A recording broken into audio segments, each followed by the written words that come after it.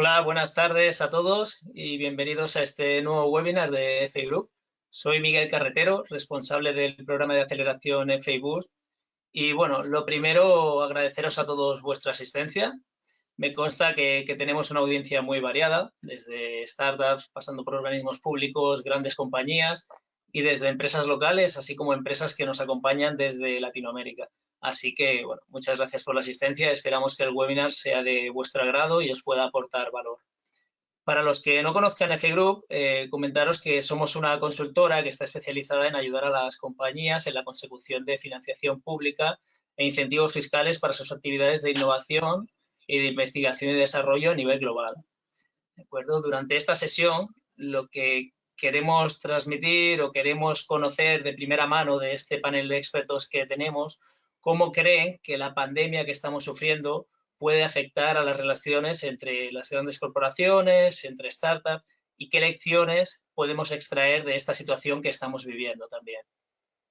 Sin más dilación, me gustaría dar la bienvenida a este panel de invitados de lujos que tenemos, que por un lado tenemos a Ángela Ribeiro, que es la vicepresidenta adjunta de transferencia del conocimiento en CSIC. Por otro lado tenemos a José María Siota, Executive Director en IESE. Asimismo, contamos con la presencia de Javier González, responsable de innovación abierta en Acciona. Y por último, no menos importante, nos acompaña Enrique Olarte, coordinador de innovación abierta en Enagas. Pues bien, ya comenzando, a continuación me gustaría que en 5 minutos cada uno de vosotros nos podáis hacer una breve presentación sobre la compañía a la que estáis representando y cuáles son las principales funciones que estáis llevando a cabo en la misma. Muchas gracias. Hola, tengo ya la palabra. Buenas tardes a todos. Fantástico estar aquí y además con esta iniciativa de FI Group que creo que es bastante interesante. Voy a ir muy rápido. He preparado bastantes transparencias, pero realmente la información que tengo que dar es importante y puede ser más corta. Es más que nada para que tengamos este documento de base. Decir que la situación de España en cuanto a ciencia, y eso es importante porque es lo que representamos aquí, yo creo que es un buen tirón para cambiar un poco el chip en este país, es que España en un ranking como este, que es un ranking importante, se encuentra situada en una posición 10ª. También no solamente en cuanto a tipo de publicaciones y buenas publicaciones, sino la calidad que tienen esas publicaciones. Eso es a través del índice, ¿no?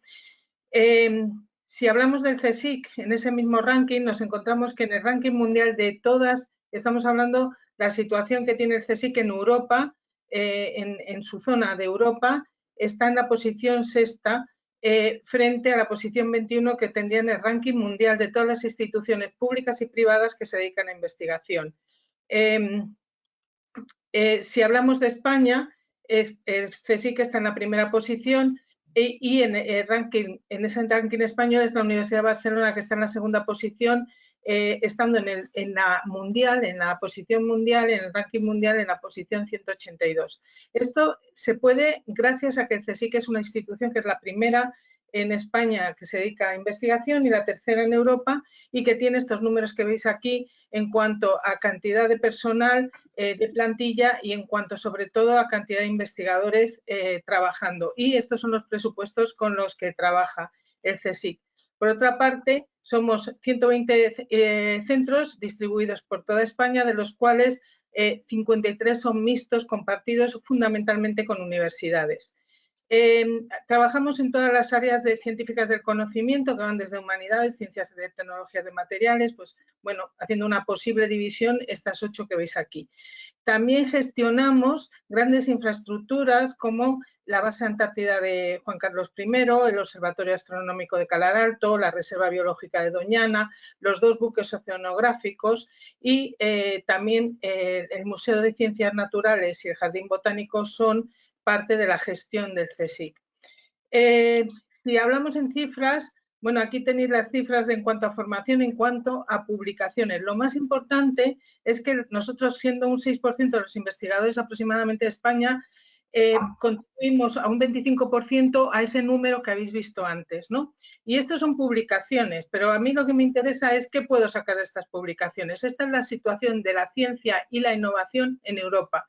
Y esta es la situación que tiene España respecto a sus pymes, que son moderadamente innovadoras. Y estos son los mapas de ese informe europeo donde nos sitúa como en cuestión de pymes moderadamente innovadora. Y yo me pregunto, ¿por qué teniendo una ciencia de tanta calidad no somos capaces de transferir esa ciencia a la industria? Entonces, bueno, esta es una gráfica que muestra cómo la innovación y el desempleo están relacionadas. Cuanto más innovación, menos desempleo. Y, por tanto, es responsabilidad de todos conseguir que estas cifras que, por ejemplo, surgen del CSIC, yo tengo ahora mismo el sombrero CSIC, tengo que defender CSIC, estas son nuestras cifras en cuanto a transferencia del último año, de 2019. Hemos firmado 1.400 contratos con una cantidad de 29 millones de euros y hemos sido la entidad española, pública y privada, que más patentes ha patentado, ha solicitado en Europa. Todo esto lo digo porque el CSIC es un buen sitio donde ir a buscar soluciones para una empresa, donde ir a buscar retos y que alguien intente resolver algún reto que tenga la empresa. Tenemos una OTRI, que es la más grande de España ahora mismo, con un objetivo muy claro dentro de su plan estratégico, que es reforzar y dinamizar la generación de transferencia conjunta de conocimiento, y que tiene 3 unidades importantes que se dedican a hacer protección de resultados, promocionar EBTs, colaborar con las empresas y comercialización. Y para que veáis los números, que es lo que me importa, bueno, tenemos también una unidad de apoyo legal específica para temas de transferencia y tenemos también una unidad de gestión económica específica para temas de transferencia, además de tener un certificado de calidad ENOR. Lo que más me importa es toda la cantidad de transferencia que somos capaces de hacer en forma patentes. Aquí tenéis una progresión en los últimos años y aquí tenéis un acumulado desde que está funcionando la OTRI. Hemos presentado un total de 3.000 patentes, de las cuales un tercio aproximadamente han pasado han sido licenciadas. Tenemos posibilidad de hacer todo este tipo de acuerdos con las empresas, están todos muy regulados, incluso muchos de estos modelos cuelgan directamente del Ministerio y se han desarrollado junto con la Oficina Española de Patentes y Marcas. Y deciros que en la parte de comercialización, pues vamos continuamente a ferias, tenemos diferentes formas de comercializar, estamos en diferentes índices, en diferentes bases de datos, europeas fundamentalmente, y este es, bueno, un premio que nos dieron el año pasado en la mayor, en la feria más importante de nanotecnología. Esta es en cuanto a licencias, la distribución que hemos tenido en los últimos años en licencias. Lo más importante es que en los últimos 8 años hemos licenciado alrededor de 700, de 800 tecnologías, de las cuales casi 500 son patentes. Y bueno, esta es, digamos, un poco la historia de cómo planteamos las EBTs, que también tenemos toda esta progresión de EBTs. El último año, en 2018, fueron 12 EBTs, pero el año pasado fueron 9, entonces está la creación de EBTs. Y terminar, bueno, esto lo comentaré luego, que es la plataforma que hemos puesto en marcha, pero de esta plataforma quiero, porque sé que me estáis escuchando y que puede haber empresas interesadas, quiero que cojáis esta dirección, que es la dirección de la plataforma de salud global, donde se están desarrollando del orden de 80 proyectos relacionados con estas áreas: diagnóstico, tratamiento, contención y protección y candidatos a vacunas. Y en todas estas, si pincháis, si entráis en esta página web y pincháis en innovación, tendréis la opción, si queréis, de dejar vuestros datos para hacer alguna sesión de co-creación. Estamos muy interesados en recibir propuestas de cualquier tipo para ver cómo podemos desarrollar en conjunto o cómo incluso podemos comercializar todo lo que estamos desarrollando. Por último, en el último ranking de innovación ocupamos la posición 23 de las 25 primeras, esta es mundial. Y bueno, pues estos somos el equipo que, como veréis, es un equipo grande, pero también estamos hablando de una institución muy grande. Y aquí tenéis los datos de contacto. Muy bien, Ángela. Pues muchas gracias. Mucha información muy comprimida. Luego, si acaso, pues sí que podremos ampliar. Incluso si alguno de los asistentes pues tiene alguna duda, pues luego mediante el chat puede trasladarlas sin problema. ¿De acuerdo? Pues José María, te cedo la palabra. Gracias. A la espera de las slides.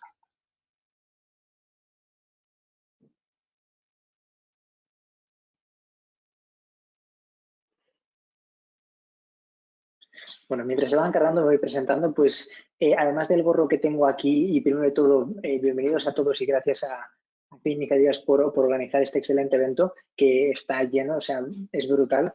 Y después al lado de estos speakers de tanta calidad.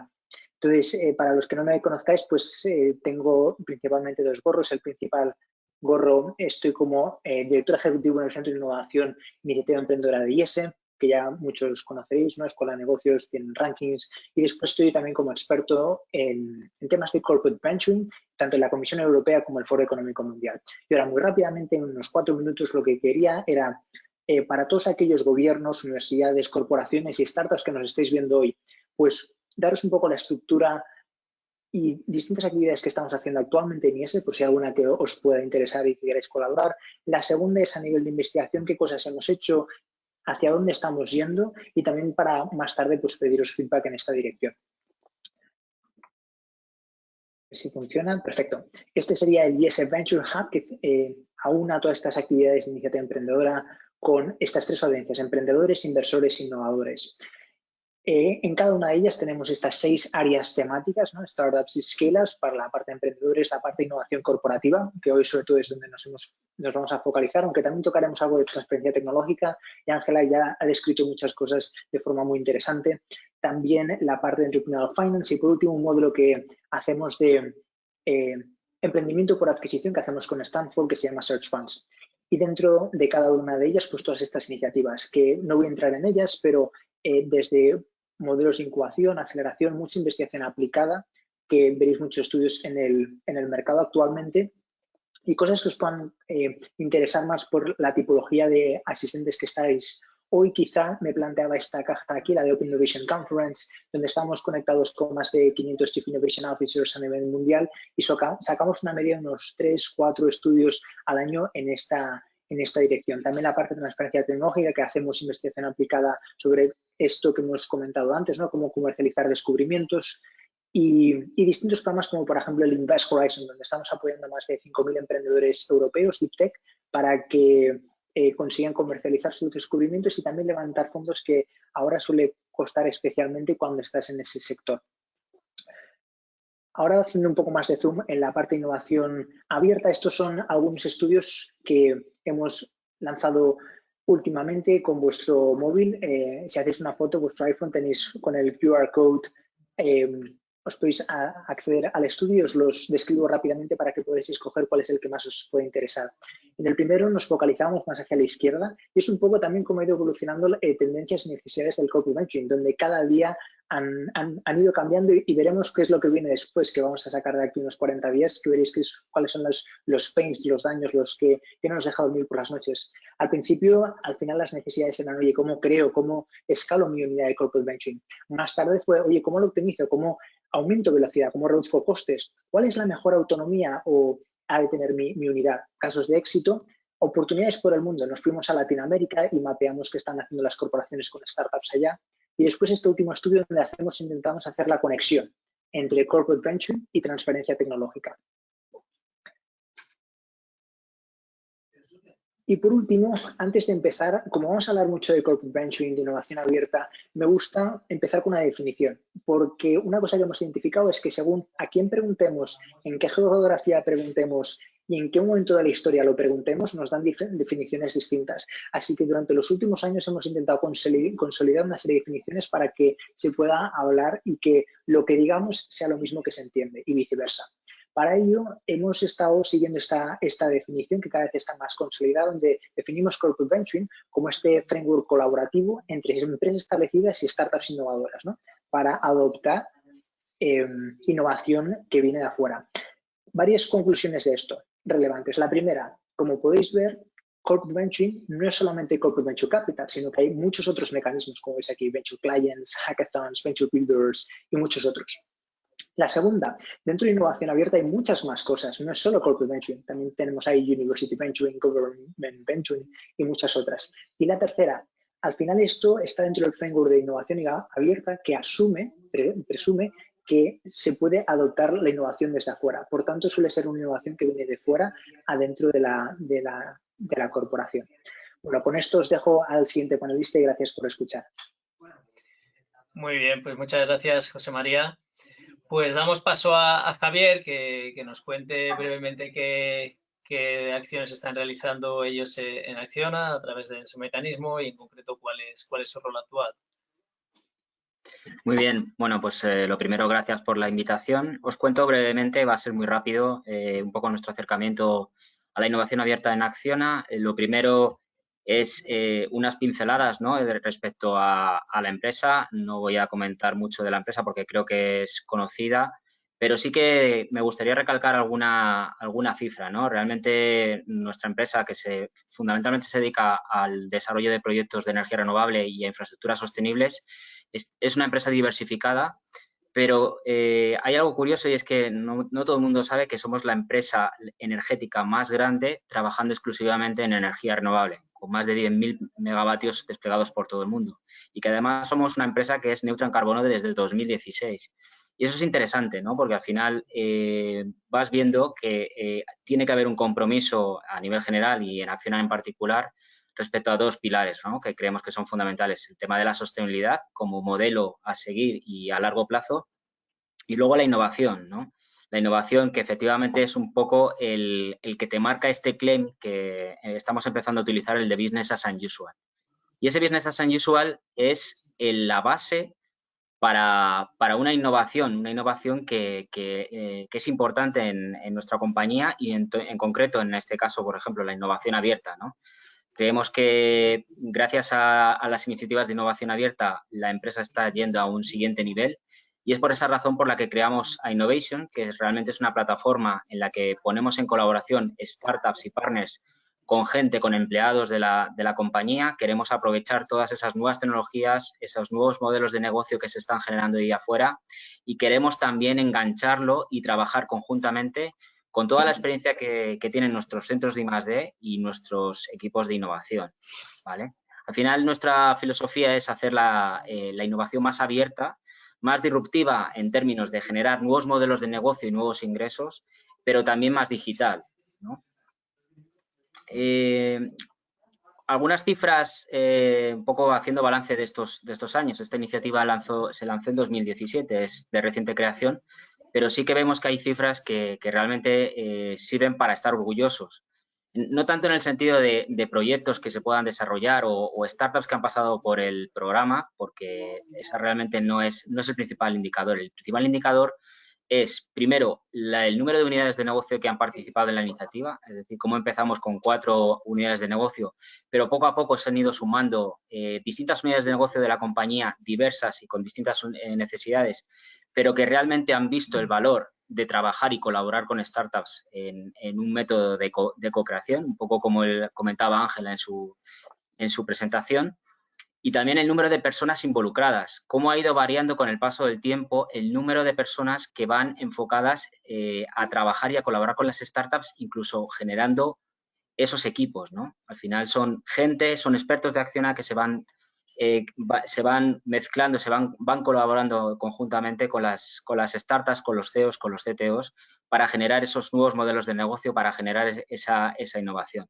Y sobre todo el mayor indicador, ¿no? Que 2 de cada 3 startups que han pasado por nuestro programa al final han seguido colaborando con el negocio. Algún tipo de acuerdo comercial, continuación del piloto y otro tipo de soluciones, ¿no?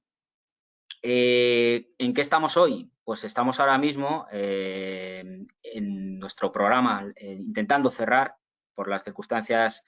Hoy sería nuestro Demo Day y no ha podido ser, pero estamos intentando cerrar nuestro programa de innovación abierta en España, en la que 7 unidades de negocio han estado involucradas, se han activado 8 pilotos y sobre todo también la participación, ¿no? Es decir, hemos recibido aplicaciones no ya de España ni de Latinoamérica, sino de todo el mundo. Desde Estados Unidos, de Australia han venido startups a nuestro Selection Day y para nosotros es realmente también un indicador de éxito, ¿no?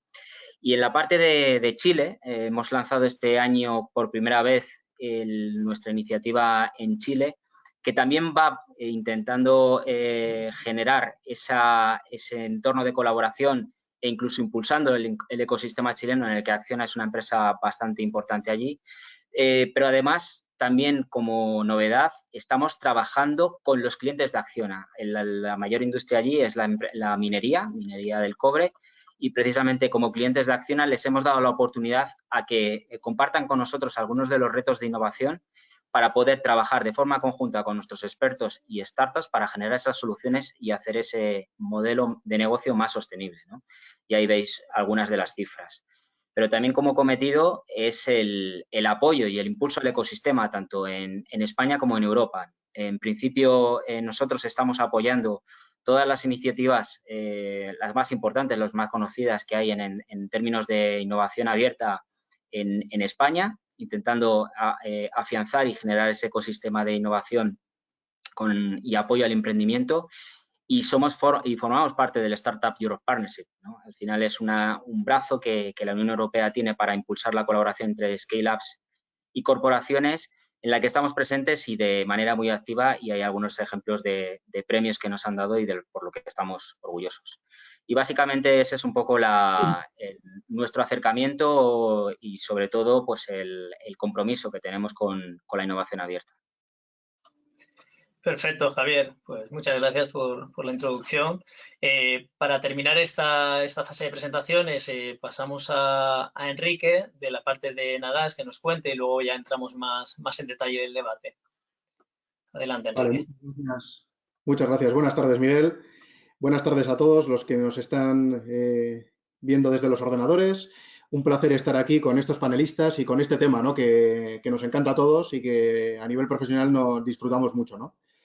Bueno, yo voy a hablar de Nagas Emprende, y que es el programa de emprendimiento corporativo e innovación abierta de Nagas, pero dejadme dar unas pinceladas muy breves de lo que es Enagas. Enagas es el TSO nacional, es el Transmission System Operator. Esto quiere decir que somos el transportista de gas natural nacional, ¿no? Llevamos ya 50 años haciéndolo y bueno, pues nuestro objetivo principal es construir, operar y mantener infraestructura gasista. Hace aproximadamente 10 años hubo un replanteamiento estratégico con la idea de solventar dos hándicaps que habíamos detectado. Uno era el decrecimiento de los ingresos a nivel nacional y otro era, bueno, pues la incipiente transición energética que estaba por venir, ¿no?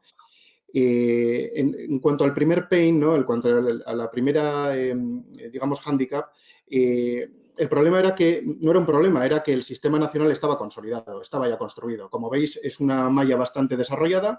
Tenemos más de 12.000 kilómetros de gasoductos, 6 plantas de regasificación. Esto, para que os hagáis una idea, a nivel mundial somos uno de los líderes y España está muy bien posicionada en este ámbito. ¿Qué pasa? Que van decreciendo los ingresos porque si no construyes, pues no ingresas. Entonces, bueno, la solución fue rápida, nos fuimos al exterior y actualmente pues podemos decir que el 30% de los ingresos de la compañía vienen del extranjero, sobre todo de América y de Europa principalmente. Y respecto al segundo hándicap que os comentaba, pues queríamos ser parte de la solución a la transición energética y para ello creíamos necesario innovar, pero no innovar de una manera tradicional, ortodoxa, la cual es fundamental y llevamos implementando siempre en Enagas, sino una manera más ágil, dinámica y, ¿por qué no, barata, ¿no?, de innovar, que era la innovación abierta. Y bueno, pues nos pusimos a ello y creamos lo que es Enagas Emprende, que es el Corporate Venturing de Enagas. Me encanta que José María haya definido Corporate Venturing porque así no lo tengo que hacer yo. En principio, bueno, nuestro objetivo principal es invertir, acelerar en startups o proyectos disruptivos a nivel tecnológico, ¿no?, en pro de la transición energética. Y lo que vamos buscando pues es una madurez tecnológica baja, un TRL 4 aproximadamente, de ahí para arriba, con un approach global a nivel internacional y en campos principales como son biogás, e hidrógeno, es decir, gases renovables, almacenamiento energético, captura de CO2, clean tech, movilidad sostenible, eficiencia energética, nuevos usos del gas e industria 4.0. Y ahora os voy a dar unas pinceladas. Esta es la manera que tenemos de apoyar a las startups. Hoy nos estarán viendo muchas de ellas. Bueno, pues principalmente las tres primeras, ¿no? Somos validadores tecnológicos, es decir, ponemos a disposición del emprendedor para que valide su tecnología todas nuestras infraestructuras. Esto creo que es un apoyo importante que podemos darles, ¿no? Segundo, un acompañamiento comercial. Al final somos una compañía que a nivel nacional estamos regulados, no somos parciales y somos un poco amigos de todos y enemigos de nadie, con lo cual tenemos buenos clientes y podemos dar un buen acompañamiento comercial. Y bueno, la clásica y no menos importante, financiación, ¿no? A nivel de equity, a nivel de préstamos convertibles, crowdfunding, etcétera. Y lo que os quería comentar es daros unas cuantas métricas de las que llevamos por el momento, que completaré esto en el turno de preguntas, pero ya hemos estamos participando en 12 startups, 8 de ellas son internas, 4 externas, somos ya un equipo de 9 personas, esto es importante, nuestro ticket medio es de entre 250.000 euros y 1,5 millones, y tenemos un compromiso de inversión de aquí al 2026 de 250 millones de euros. Por lo tanto, bueno, para que veáis el compromiso y seriedad que estamos metiendo en este tema, ¿no? Actualmente gestionamos unos activos por valor de 15 millones de euros. Y bueno, os dejo también para que tengáis nuestro portfolio. Veis que son startups distribuidas en todos los verticales que os he comentado. Y bueno, quizá podemos profundizar algo más ahora en el turno de preguntas. Simplemente deciros que cualquiera de vosotros que necesite apoyo para vuestra startup tiene el canal de la página web donde tiene toda esta información y tiene un canal donde aplicar. Es www.emprende.enagas.es. También os dejo número de teléfono y correo electrónico. Y nada, muchísimas gracias. Perfecto, Enrique, pues muchas gracias también por la presentación. Y bueno, como os comentaba, tras esta breve introducción de los ponentes, pues vamos a pasar a entrar en detalle en el debate, en el foco de la temática que estamos tratando durante el día de hoy y en ver cómo esta crisis sanitaria que estamos viviendo pues realmente puede afectar a esta colaboración entre startups, entre corporate, cómo realmente se prevé o creemos que puede evolucionar. ¿Vale? Entonces, en este sentido, José María, sí que nos gustaría que, bueno, como bien has mencionado, a raíz de todas las investigaciones y estudios que realizáis sobre Open Innovation, en particular en algunos campos también sobre la parte de Corporate Venture, sí que nos gustaría que nos des unas pinceladas de cómo ves que se va a producir o cómo crees que puede impactar esta crisis en su metodología, ¿no? Cómo se venía trabajando hasta la fecha y de cara ahora a futuro esta nueva normalidad que pasaremos a tener, si realmente creéis que puede tener un impacto significativo.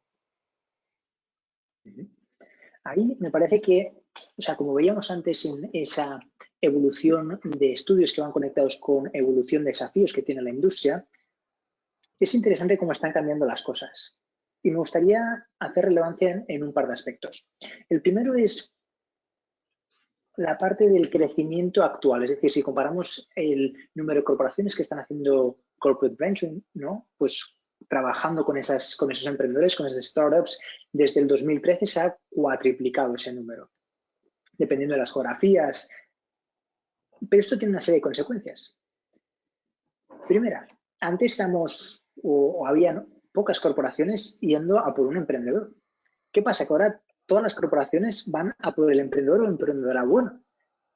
Por tanto, cuando vamos a las corporaciones les preguntamos, oye, ¿tú qué ofreces? Si mañana a las 9 a.m. te pones a trabajar con un emprendedor, ¿tú qué le ofrecerías? ¿No? Que me habéis escuchado algunas veces en algún vídeo.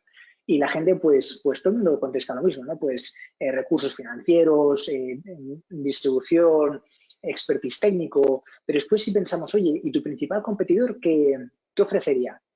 Ostras, pues lo mismo. Y la pregunta difícil, ¿qué te hace único? Por tanto, diferenciación de propuesta de valor es una que no diría de futuro, sino actual. Esto está pasando ahora.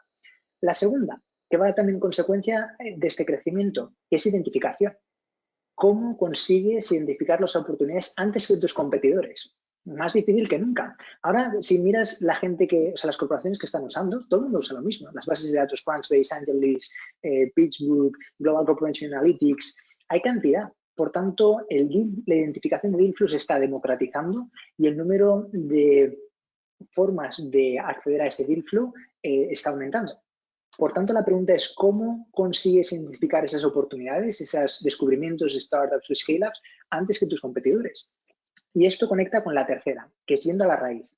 Un ejercicio que estamos haciendo ahora es estamos preguntando a muchas corporaciones, oye, ¿tú cómo consigues tu deal flow? Y algunos nos dicen, oye, pues yo voy a fondos de fondos, voy a incubadoras, voy a aceleradoras, ¿vale? Entonces vamos a esos fondos y les preguntamos, oye, ¿vosotros? Pues voy a un estadio anterior, incubadoras, aceleradoras, y les preguntamos, ¿y vosotros? A las incubadoras. ¿Y vosotros? A los centros de investigación en universidades. Por tanto, van a la fuente. Y es genial este panel porque estamos aquí como muchos de esos agentes que están durante todo el proceso. Y esto conecta con la última tendencia, que es algo que acabamos de publicar hace poco. Como bien ha descrito Ángela, en Europa tenemos algunas instituciones que están entre las top 21, perdón, entre las top 100 a nivel mundial, el 21% en Europa de investigación. A la vez, según el European Patent Office, hay 3 millones de patentes, pero de las cuales se estima que el 95% están dormidas o inactivas. Sin embargo, el 5% restante genera o se estima que impacta un 40% el Producto Interior Bruto europeo. ¿Os imagináis por un segundo poder activar solamente un 5% adicional? Una de las causas que hemos visto de eso es falta de financiación para pruebas de concepto para emprendedores que vienen de instituciones de investigación. Y ahora la gran oportunidad. En un lado, como veíamos al principio, cada vez más recursos, más corporaciones apuntándose a esto del corporate venture. Y por otro, falta de financiación, falta de recursos para esas pruebas de concepto para emprendedores de tech. ¿Os imagináis por un segundo poder conectar las dos? Y esto es lo que hemos descrito, aunque no ahondaré porque quizás lo tocamos esto más tarde en otra pregunta, pero al final esa conexión entre corporaciones, instituciones de investigación para poder identificar el deal flow antes y ese terreno virgen, ese océano azul que está poco cubierto, es una de las grandes oportunidades que la administración también está poniendo y va a poner todavía más a nivel europeo y en distintos niveles apoyo en esa dirección. Muy bien, pues perfecto. La verdad que muy interesante. Esperemos que sea así y vaya en esa tendencia. Ángela, en vuestro caso sí que me consta y tal y como nos has mostrado anteriormente en la presentación, que de manera sistemática, pues bueno, vais creando spin-off también a través de los diferentes centros de investigación en CSIC. De hecho, me consta también que tenéis diferentes programas o trabajáis con diferentes programas, como puede ser programa COMT, etcétera, que lo que al final están focalizados también es precisamente en ayudar a vuestros o a los investigadores de CSIC en poder hacer esta transferencia y poder dotarles de las herramientas para que puedan crear en el futuro estas spin-off. ¿Cómo creéis que la situación actual también, de alguna manera, os puede impactar? ¿Os puede mejorar vuestra visibilidad de colaboración? ¿O os puede impactar en el hecho de que a raíz de todos los proyectos que comentabas que estáis trabajando para el COVID y esta difusión o publicidad que se está haciendo, pues bueno, vea también de una manera mayor representada qué es lo que realiza CSIC? Porque, bueno, antes lo has comentado muy rápido, pero bueno, sí que es cierto que al final sois una organización enorme con muchísimos investigadores, con muchísimas temáticas y quizá pues no hay esa percepción, esa visibilidad hacia el exterior, ¿no?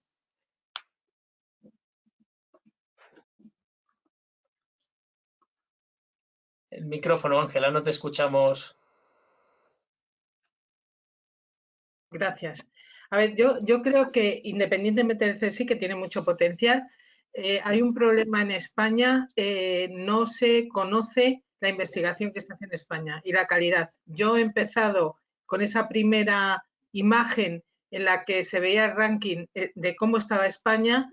Podía haber empezado por donde estaba el CSIC, pero he empezado por esa porque creo que es importante que la gente entienda que en España se hace investigación de calidad. Por tanto, lo que decía José María, que es fundamental, que es esa investigación es investigación, o sea, que se va a quedar en un TRL3, un TRL4. Luego necesitamos financiación para pruebas de concepto y necesitamos la apuesta también de las empresas que apuesten en intentar hacerse innovadoras a partir de esa investigación que se hace. Luego, respecto al CSIC, todo mi discurso iba un poco enfocado a que se viese primero la capacidad del CSIC y luego la demostración real de que el CSIC hace transferencia y de que hoy en día hay muchas empresas que son innovadoras o que digamos, tienen un negocio innovador gracias a la transferencia y al desarrollo de las cosas que se han hecho en el CSIC. Pero creo que tenemos mucho más potencial. Entonces, contrasta mucho esa capacidad que tiene España, y en concreto el CSIC, contrasta mucho con la situación que aparenta, según ese informe europeo, que tienen las pymes en España.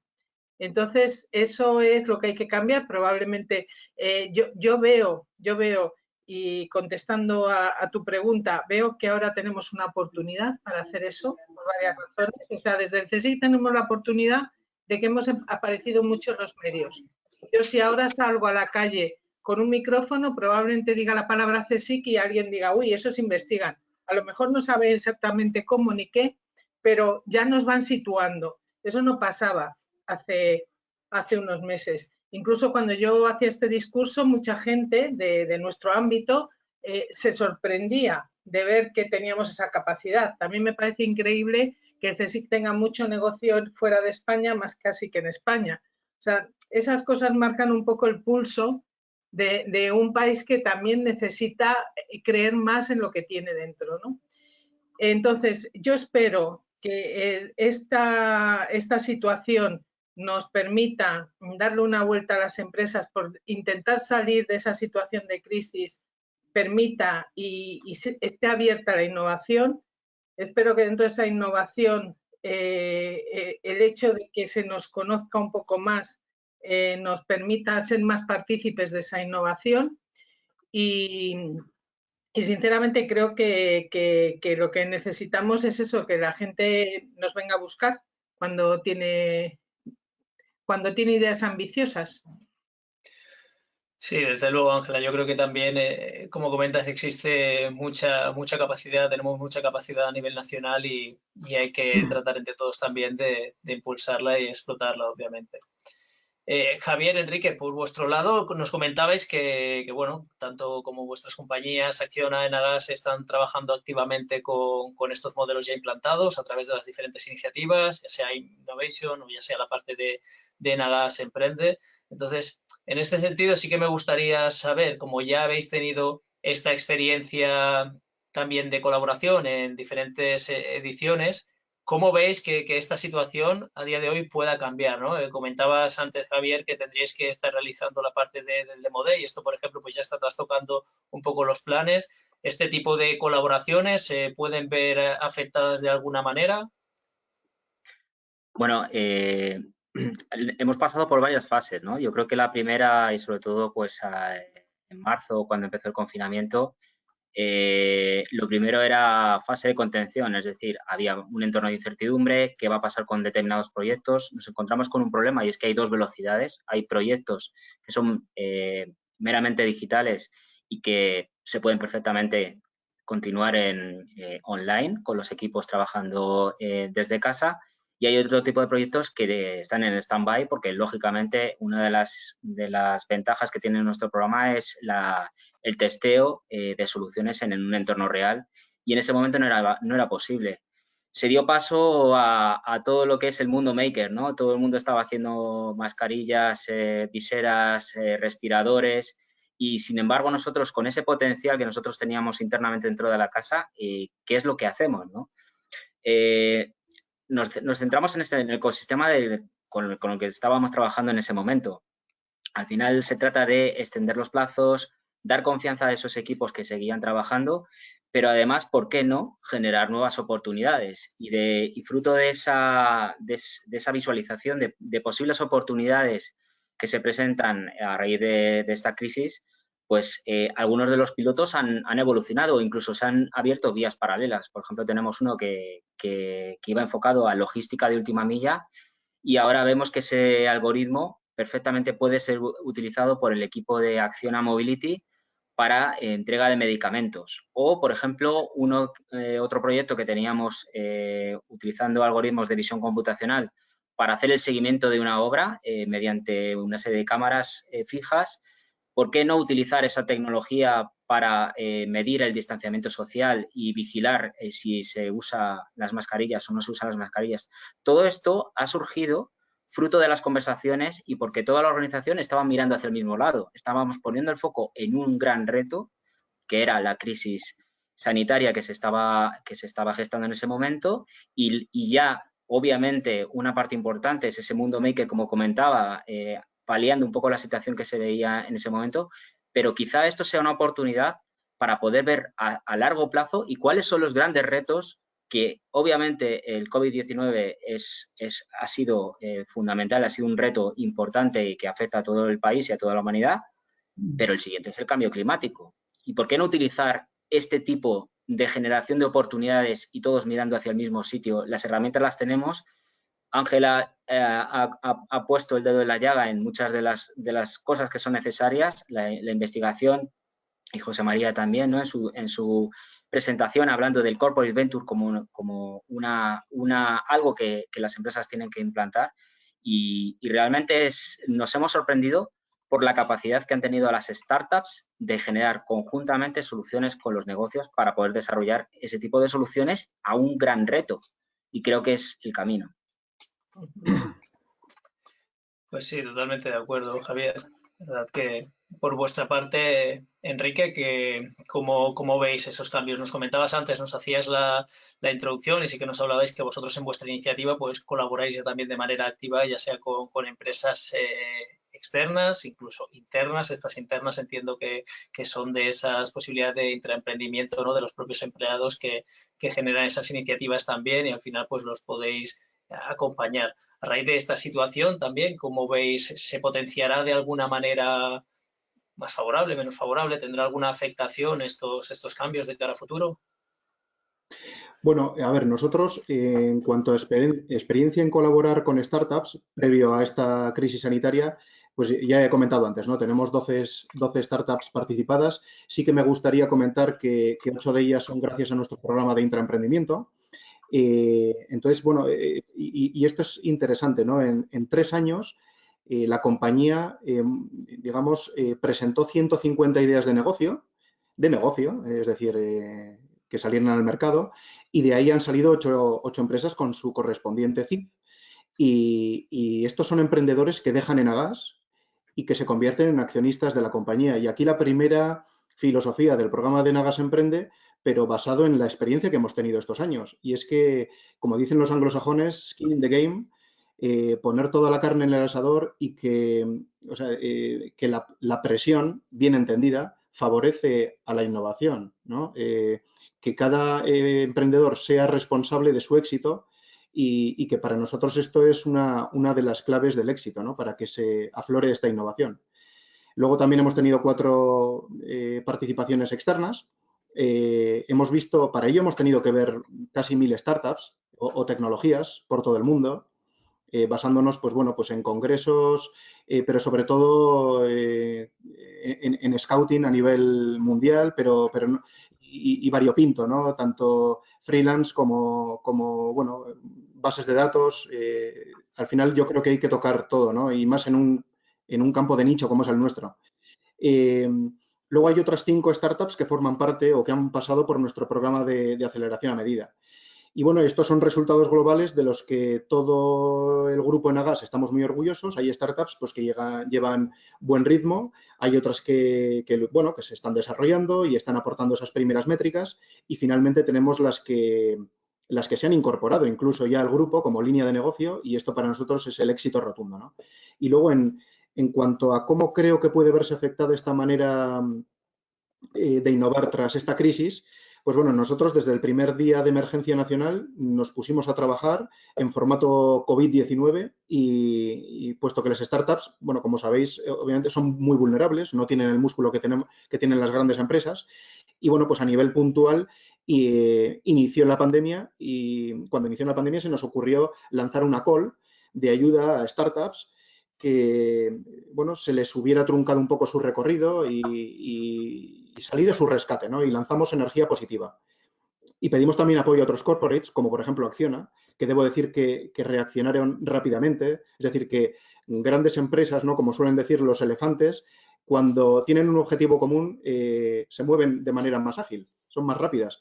A Enagás y a Acciona se le sumaron también Red Eléctrica, CLH, Iberdrola, BP, InnoEnergy, Capital Energy y DISA, ¿no? Grandes monstruos, digamos, que cuesta moverles, ¿no? Pero rápidamente nos pusimos de acuerdo y, bueno, buscamos startups sobre todo en el ámbito de la transición energética y también con componente de impacto social, obviamente, y frente al COVID. Y bueno, el resultado es impresionante. Más de 500 startups han participado y hemos apoyado todas estas corporates con más de 5 millones de euros. Entonces, bueno, pues en resumen y por concluir un poco la respuesta, yo creo que la innovación abierta es ágil y una startup pivota de manera sencilla. La innovación abierta es rápida porque una startup es una empresa y su objetivo es facturar y llegar al mercado rápidamente. Y encima yo creo que es más barata porque no requiere una infraestructura tan costosa, ¿no?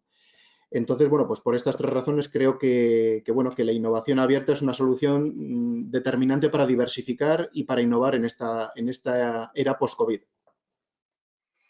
Pues sí, muchas gracias, Enrique.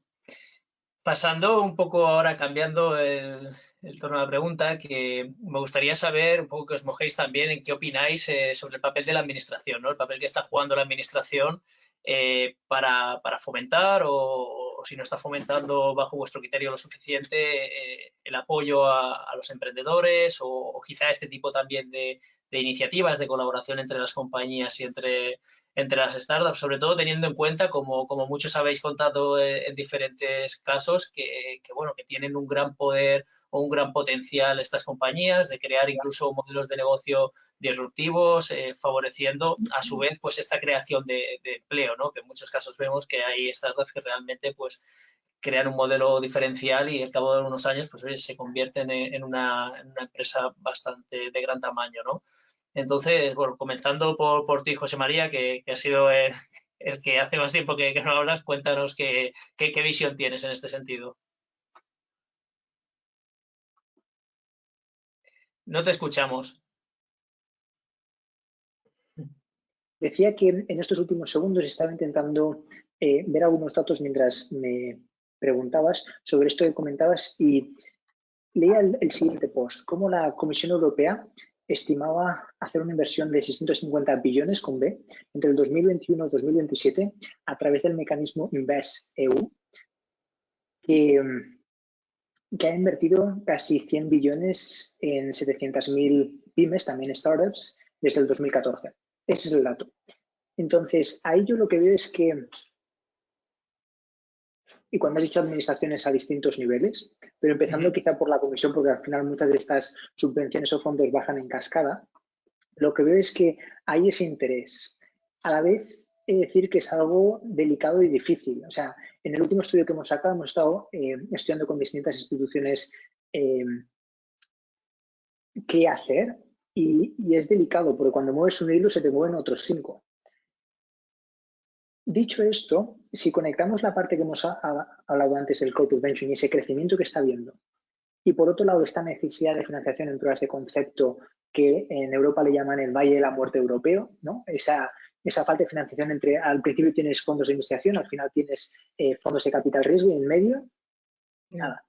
Pues ahí lo que veo es que la Comisión está haciendo ya el deployment, está implementando mecanismos para cubrir ese valle. Y doy algunos ejemplos. Algunas son parte de las recomendaciones que habíamos indicado en ese estudio, algunas se han implementado ya, otras quedan por implementarse. Pero por poner algunos ejemplos, el European Investment Bank está ahora con el producto Innofi, que va directamente a ese producto. Estará mejor o peor el diseño de las métricas de cómo se aprueban, pero está ese producto. Que al final esto sería crear productos específicos, una primera línea que están siguiendo algunas administraciones. Una segunda línea, personalización de mecanismos. Por ejemplo, había algunas críticas a otro instrumento de la Comisión que se llama el SME Instrument, fase 1, que es para más early stage. Ahí, Miguel, seguro que puedes ahondar mucho mejor que yo en estos temas. Y ahí se decía, oye, que si soy un emprendedor deep tech, deep science que viene de una institución de investigación, no está personalizado para mí. Entonces, hay toda una segunda línea de personalizar para ese tipo de emprendedores los mecanismos de financiación. Y hay una tercera que es juntar, hacer equipo y compartir. Y a eso que me refiero. He habido dos líneas. Una es el fomento de squads, y ahora explico qué es, y la segunda es la de compartir. Hay distintos niveles. Si comparamos ese ranking que ha mostrado Ángela al principio, pues ahí aparecían, me parece que era el de Shimago, que es muy bueno, pero hay muchos otros, ¿no? Y como, pues hay algunas que están en el top, pero después hay otras que están muy, muy, muy abajo. Entonces, hay una diferenciación a nivel de conocimiento y transferencia tecnológica de corporate venture amplísimo, súper diverso. Entonces, ¿cómo conectar eso para ser más competitivos a nivel europeo, todos a la vez? Y para eso estoy viendo cada vez más y está empezando a fomentar más, y Javier y Enrique lo han citado, estos squads, que algunos, por ejemplo, se hace a través del SEP, pero hay muchas otras iniciativas, que al final son unir distintas corporaciones con un objetivo común, que comentaba antes Enrique con la analogía del elefante, y pasan ahí muchas cosas. Imaginemos por un segundo 5 corporaciones distintas de 5 sectores distintos para ayudar a un emprendedor. Consecuencias que antes han sido citadas. Una, mejora la propuesta de valor. Antes tenías un expertise técnico, ahora tienes 5. Antes estabas en 30 países, ahora a lo mejor estás en 100. Propuesta de valor para el emprendedor, mejora. Segunda, tu capacidad de deal flow mejora. Al final no son una unidad identificando emprendedores, ahora son 5. Y la tercera, tus costes de innovación se reducen, porque, por ejemplo, para hacer una prueba de concepto, puedes partir ese coste entre 5 instituciones. Entonces, a modo de resumen, diría, se están haciendo, o sea, 1, es delicado y es complicado. 2, se están poniendo, me parece que las cabezas y la financiación a nivel europeo que bajará en cascada y ya se están empezando a ver cosas. Y 3, sigo viendo que esta intersección entre corporate venture, colaboración con startups, y transferencia tecnológica va a tener un papel muy crucial en el próximo Horizon Europe, que es el próximo programa marco de la Comisión Europea. Sí, eso es. De hecho, complementando quizá lo que comentabas del SME Instrument de la fase 1, actualmente se estaba haciendo este piloto del EIC Accelerator, donde precisamente trata de cubrir ese gap que comentabas del Valle de la Muerte, ¿no? Que a lo mejor al inicio teníamos esta financiación pública y luego teníamos la financiación privada, y en este caso, pues bueno, es un programa que te puede complementar, ¿no? Que te van a un proyecto financiar hasta un 70% a fondo perdido, pero claro, el otro 30%, pues al final la empresa lo tiene que asumir, y en muchos casos pues quizá le puede condicionar. En este caso pues también te ofrecen la posibilidad incluso de acceder a estos inversores que estén acreditados en Europa, ¿no? O sea que yo creo que en ese sentido también es una vía pues bueno que favorece. Luego otra cosa pues ya será la competitividad que pueda existir, porque también hay muchos agentes interesados, ¿no? Pero sí que es cierto que en ese sentido se han cambiado un poco el aspecto. Ángela, por vuestro lado, ¿cómo lo veis? ¿Qué opinión tenéis? ¿Se están dando todos los pasos, todos los apoyos, o se está yendo en la buena dirección desde la administración para impulsar todo este tipo de iniciativas? A ver, yo creo que cuando hablamos de Europa se está yendo en la buena dirección. Cuando hablamos de la administración de España, a ver, hay una realidad, hay muchos fondos que están sin ejecutar. Y eso es porque hay trabas, hay problemas para ejecutar esos fondos que podrían ayudar de muchas formas, incluso con compras públicas innovadoras, etcétera, podrían ayudar en esta línea de intentar que aterrice la investigación a través de una empresa. Tengo eco. ¿No me oís eco vosotros? Ahora te escuchamos bien. Sí que ha habido un momento que se ha escuchado, pero ahora te escuchamos bien. Me estoy escuchando. Y bueno, entonces yo creo que, a ver, soy positiva porque veo que vamos cada vez en mejor dirección, ¿vale? Cada vez hay más apoyo, hay más conciencia de que la innovación es lo que tiene que defender Europa, que esa es la solución de países como España, y creo que vamos en línea. Sensación, a lo mejor un poco lentos. Sigue faltando fondos reales para poder mejorar para las pruebas de concepto.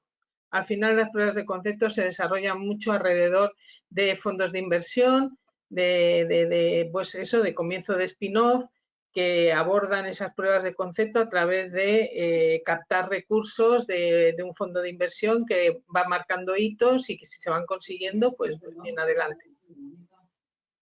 Entonces, creo que buena línea, creo que hay que dar más, evangelizar más y seguir, pero todavía nos falta. De acuerdo. Por vuestra parte, Enrique, ¿qué opináis? ¿Coincidís en los comentarios que han trasladado José María y Ángela? Sí, yo sí que coincido con ambos. Sobre todo eso último que comentaba Ángela, a nivel europeo sí que estoy, a nivel personal, ¿no?, más satisfecho. A nivel nacional, bueno, yo creo que el apoyo de la Administración es fundamental. Para mí la Administración tiene que cumplir dos requisitos en temas de innovación. Uno es organismo financiador, ¿vale? Eso está claro. Pero otro, y conectado también con lo que comentaba José María, a nivel de interconexiones, ese conectar las estructuras, conectar los ecosistemas entre sí, ¿no?, y dentro de ellos, creo que ese papel de catalizador es fundamental que lo lidere la Administración. La Comisión Europea habla ya de ecosistemas de innovación, ¿no?, y ha creado un departamento para ello. Para mí predecir el futuro es imposible y aquí yo creo que hay que echar mano a la historia, ¿no?, porque se suele repetir. Entonces, en anteriores crisis, en 2008, pues bueno, y que su culmen llegó más o menos en 2012, por lo menos en España, se dejaron de lado estas dos acciones fundamentales y hemos salido, yo creo que en mi opinión, muy mal parados. Y si no, nos remontamos a la gráfica que ha puesto Ángela al principio, innovación versus desempleo. Ahí veíamos a países como Finlandia, Suecia, Dinamarca, Países Bajos, Bélgica, Alemania, con una tasa de desempleo estructural mínima, y países, porque habían seguido invirtiendo o manteniendo las inversiones en innovación, mientras que países que retiraron esas inversiones, ese apoyo a la innovación, en detrimento de otras cosas más a corto plazo, pues sufren un gran desempleo, como son, pues bueno, los líderes de esto, que son España, Grecia, Italia, Portugal, ¿no? Entonces, de las crisis se sale o fortalecido o peor. Y España, del anterior, para mí, salió muy mal parada y países como Alemania, por el contrario, salieron mucho mejor, ¿no? Entonces, pues veremos a ver cómo responde la Administración. Yo no soy adivino y ya digo que mirando al pasado y según la historia, no auguro un buen pronóstico. Siento ser pesimista en este sentido, aunque yo soy de naturaleza muy optimista, pero el optimismo me viene más por Europa, por esos mecanismos que ha dicho José María, que ha comentado José María, que yo creo que sí que van a ayudar mucho. Vale, perfecto. Pues sí, esperemos que no se cumplan los pronósticos que comentas y que realmente puedan ser más favorecedores y poder avanzar. Javier, por vuestra parte, ya por cerrar esta pregunta y pasar a la siguiente, si tienes algo que aportar. Poco más que añadir después de todas las opiniones, estoy completamente de acuerdo. Al final se trata, yo también creo en la Unión Europea, ¿no?, como que pueda activar determinados mecanismos para poner en comunicación todo ese conocimiento que se está generando y que Ángela ha reflejado en sus informes, en su presentación, con nuevas empresas que se puedan ir creando y conectando con corporaciones para luego poder escalar, ¿no?, que es el gran problema yo creo que a nivel español y a nivel europeo, el escalar las soluciones.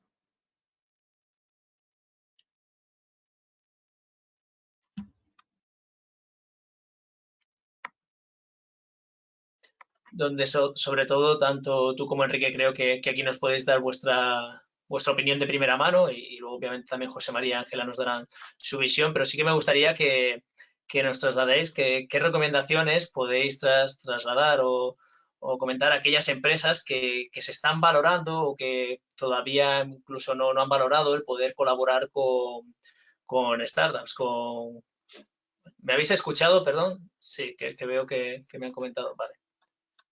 ¿Qué recomendaciones podéis trasladar a aquellas compañías, ya que en los asistentes pues tenemos también, más allá de startups y corporaciones, que quizá a día de hoy todavía no han realizado ningún piloto o ninguna colaboración con una empresa de reciente creación, pues bueno, sí que me gustaría que trasladéis vuestros o qué recomendaciones les daríais si realmente, porque quizá muchas veces hay empresas que puedan pensar, no sé, que puedan haber muchas barreras de colaboración, ya sean económicas, ya sean de dedicación, de personal, etcétera. Entonces ahí si podéis dar esos tips, esas recomendaciones o consejos.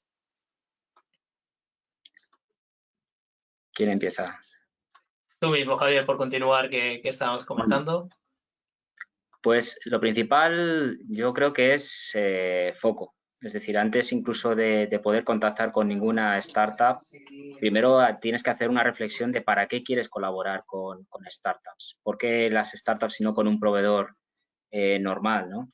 Al final, en muchas ocasiones, la colaboración con startups se limita a una especie de venture client o una validación de proveedores y realmente estamos perdiendo muchísimo potencial en esa parte de colaboración que se puede generar y de impulso, ¿no?, a los propios negocios que tiene la propia compañía. Fundamental, por supuesto, generar ese entorno para esa colaboración. No valen los tiempos, ¿no?, de pago que se pueden trabajar en una empresa normal a 30, 60, 90 días. Tienes que mimar muy mucho la relación que pueda haber entre las startups y la corporación. Tiene que ser más un modelo de partnership, no un modelo cliente-proveedor. Y también intentar involucrar siempre, por supuesto, doy por hecho que el comité de dirección de cada una de las corporaciones se lo cree y quiere impulsarlo, porque si no también vas a tener muchísimas dificultades a la hora de generar ese valor, ¿no? Y sobre todo una salida clara, que muchas veces lanzamos pilotos y luego cuando ya hemos terminado el piloto volvemos a buscar otra startup y volvemos a lanzar otro piloto prácticamente igual, ¿no? Y se trata de dar salidas a esas startups. ¿Qué pasa con ese conocimiento? Si ha explorado todas esas posibilidades de colaboración, intentar como objetivo generar ese contrato, ese acuerdo comercial con las empresas, porque realmente ese es el principal objetivo. Y para ello has tenido que involucrar a equipos. Y como recomendación, no es lo mismo trabajar en innovación abierta en una unidad de negocio con sus plazos, su día a día, sus problemas, que subir un poco el nivel, ¿no? E intentar verlo desde una manera más global, con perspectiva más a largo plazo y, por supuesto, contar con el negocio, pero también una visión clara como empresa hacia dónde quieres ir. Y sobre todo un departamento de innovación abierta que sea un poco el que aglutine todas las iniciativas, el que aglutine ese punto de entrada para todas las startups que facilita muchísimo las conversaciones y que permite que se genere muchísimo valor. Eso es un poco rápidamente algunos de los tips que puedo dar respecto a la innovación abierta. Perfecto, Javier. Sí, yo creo que el tener ese canal bien definido, esa puerta de entrada de acceso es fundamental, ¿no? Porque facilita mucho esas relaciones. Por vuestra parte, Enrique, entiendo que habrá muchos puntos de los que ha comentado Javier, pues que serán complementarios también, o sea, estaréis en la misma sintonía. No sé si complementas también con algún punto adicional.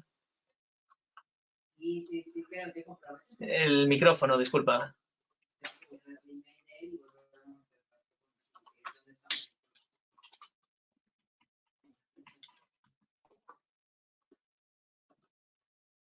Lo tengo desactivado.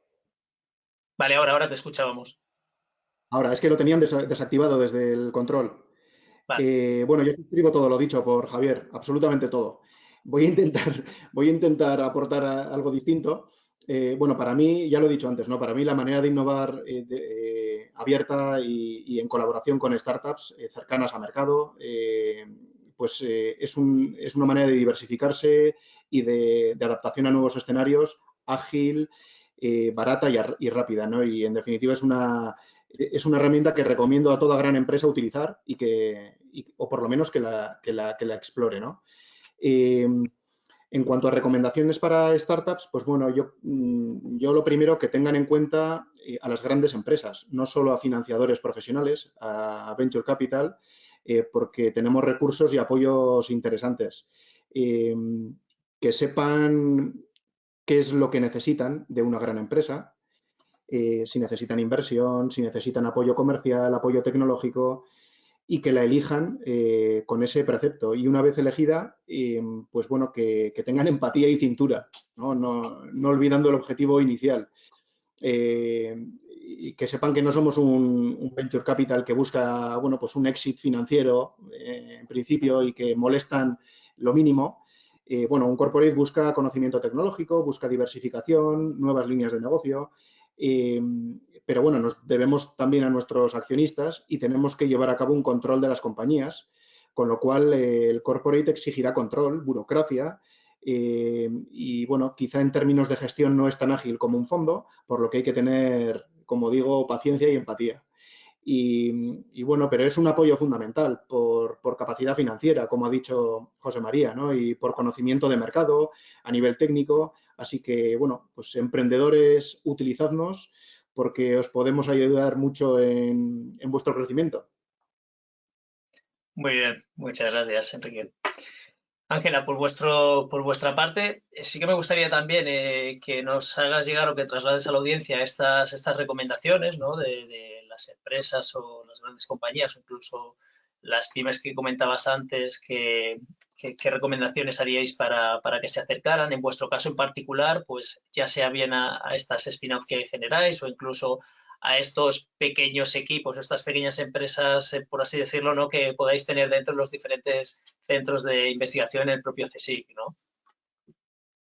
Que entiendo que muchas veces quizá pueda existir por ese desconocimiento, pues ese miedo, ¿no? Y que a lo mejor, bueno, pues lo que comentas, ¿no? El CSIC parece como que es un organismo algo muy, no sé, muy grande, muy referente, y realmente pues no tienen esa cercanía, ¿no? Se pierde esa cercanía.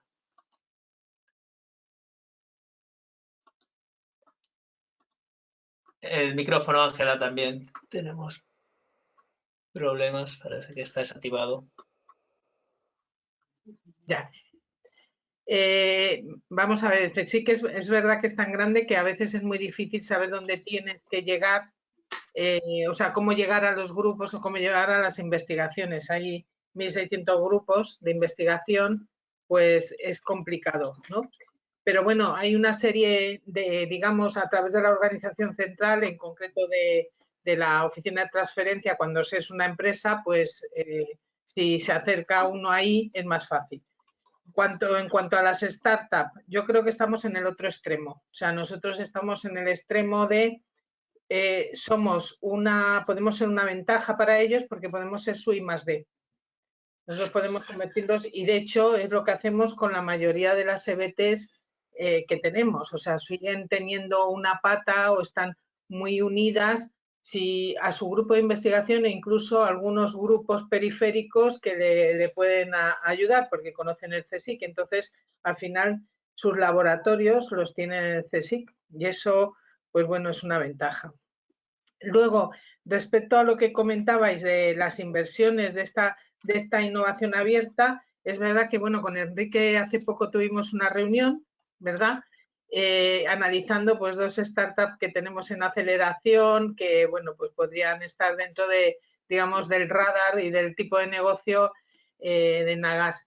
Y bueno, pues seguimos, sí que animamos a los investigadores, es verdad que se dejan en nuestras manos un poco, porque no puede ser uno maestro de todo y conocer de todo. Entonces ellos saben de investigación, tienen esas ganas de que esa investigación llegue a estar en la sociedad y por eso emprenden este camino de hacer la EBT, porque realmente, no sé si sabéis, nosotros tenemos limitaciones como funcionarios, no podemos ser socios en más de un 10% en las empresas. Entonces, realmente, yo creo que en un tanto por ciento elevadísimo, casi diría 99,9% de los investigadores que se meten en este jaleo es porque realmente no quieren guardar su investigación en un cajón. Y entonces eso hay que aprovecharlo. Y bueno, pues poco a poco vamos entrando variando desde la oficina de transferencia un poco los sistemas de cómo ayudarles, ¿no? Para conseguir esos fondos. Pero volvemos a lo mismo. Ahí hay un valle de la muerte que es muy peligroso. Hay ese espacio entre que cuando estás al comienzo tienes recursos, cuando estás al final también, pero ahí hay un trozo un espacio donde habría que hacer más esfuerzo. De acuerdo, Ángela. Muchas gracias.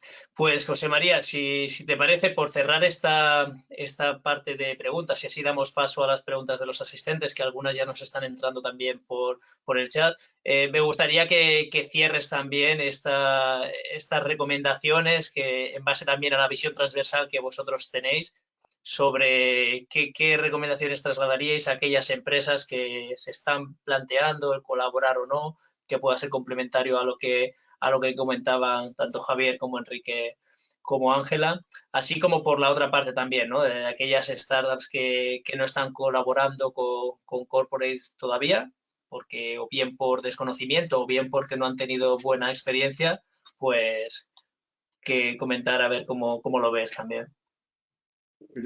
Perfecto. Empiezo por los emprendedores. Ahí diría, escoger muy bien la casa adecuada y la puerta adecuada. Esa sería mi recomendación. Enrique ha citado lo de la casa, ¿no? En plan, escoge muy bien con qué corporación te vas a sentar. Por la propuesta de valor que te ofrece, por la velocidad que tiene, por el 1 más 1, 3 que te puede ofrecer, ¿no? Esas sinergias. Entonces, escoge muy bien la casa. Pero después, una cosa que a veces nos olvidamos, por complementar también, escoge muy bien la puerta. Al final, ese conocimiento de corporate venturing como emprendedor te puede dar pie a poder decir, oye, cuando tengo una corporación delante, no solamente su brazo de capital riesgo corporativo es el único al que puedo acceder. También Javier antes, por ejemplo, ha citado Venture Client, es otro modelo, ¿no? Puede ser tu primer cliente o una hackathon o una aceleradora corporativa. Entonces, entender muy bien las características de cada puerta te puede ayudar como emprendedor a poder escoger mejor. Esas serían mis dos recomendaciones, casa y puerta para los emprendedores. Para las corporaciones los sintetizaría en 3, que son pymes, datos y ahora. Pymes, hemos hablado casi todo el rato de centros de investigación, de universidades y de grandes corporaciones, pero ¿qué pasa con las pymes, que son el 99.9% del tejido empresarial español, por dar un ejemplo? También tenéis un espacio ahí, diría, y esa sería mi primera llamada, ¿no? Aquí también sois importantes y hay muchas pymes que ya están haciendo innovación abierta y también que en concreto están haciendo corporate venturing. Hay muchos mecanismos para hacer corporate venturing, no hace falta crear un fondo. Puedes hacer muchos otros mecanismos que a lo mejor son o más económicos a nivel de presupuesto, más rápidos. Entonces, pymes sois importantes, aquí también tenéis un espacio. Una segunda, datos. Una cosa que seguimos viendo es que cuando se hace la arquitectura de corporate venturing dentro de estas empresas establecidas, a veces se usa la intuición o el hype o qué veo y replico. Usemos los datos. A excepción del Corporate Venture Capital, que este es del 19-14, es antiguo y había muchos datos, el resto de mecanismos había muy pocos datos, hasta hace poco. Es decir, ahora tenemos muchísimos datos que hemos estado generando para cuántos días necesitas o meses de media para montar un venture client, por ejemplo, o cuál es el tiempo medio de una oportunidad desde que la identificas hasta que trabajas con ellas, o el coste. O sea, hay muchos datos para tomar esas decisiones y para ser un arquitecto o un ingeniero de la innovación, diría. Y eso te va a ayudar, me parece, como corporación, para las corporaciones que nos estén viendo hoy, a reducir el riesgo de esas acciones que van a tomar y a tomar mejores decisiones. Y solamente por dar un ejemplo, en un estudio que publicamos hace poco comparábamos en 3 ejes. Uno era el coste, el otro era la velocidad y el otro era el tamaño de madurez de la oportunidad con la que querías trabajar. Y ahí poníamos todos los mecanismos, ¿no? El Corporate Venture Capital, adquisición de startups, hackathons, scouting missions, los comparábamos. Algo sorprendente que es, mientras que la mayoría de corporaciones están usando incubadoras corporativas, o es uno de los mecanismos más usados, veamos que cuando lo comparamos con un Venture Client, la velocidad, o sea, el tiempo que necesitabas para hacer el deployment, para hacer la implementación de una oportunidad y el coste, dependiendo de la métrica, estaba entre 3 y 7 veces mejor el Venture Client. Entonces, este mensaje no está diciendo que las incubadoras corporativas son malas. No estoy diciendo eso. Sino que lo que estoy diciendo es, cuando hagamos la arquitectura de corporate venturing, pensemos muy bien los datos, usemos muy bien los datos, porque en ese caso, por ejemplo, si usamos una incubadora corporativa, que tengamos muy bien el por qué la estamos usando, que hayamos hecho esos datos antes. Esa sería mi segunda recomendación. Y la tercera, ahora.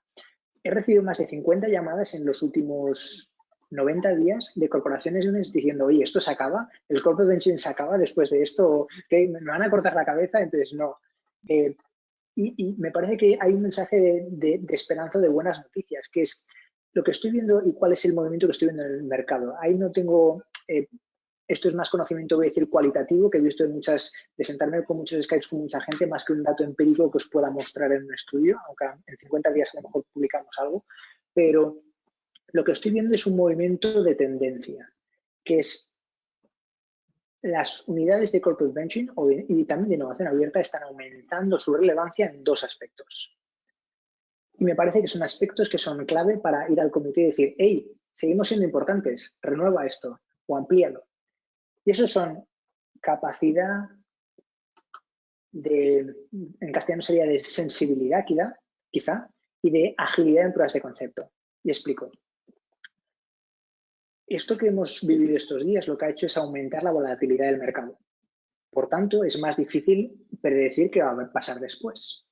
Ahora más que nunca, estas unidades de corporate venture están sirviendo como sensores, como estimadores de predicción de tendencia para las unidades de negocio. Son las nuevas gafas de las unidades de negocio que les sirven para ver qué pasa después, porque ahora es una especie de nube, ¿no?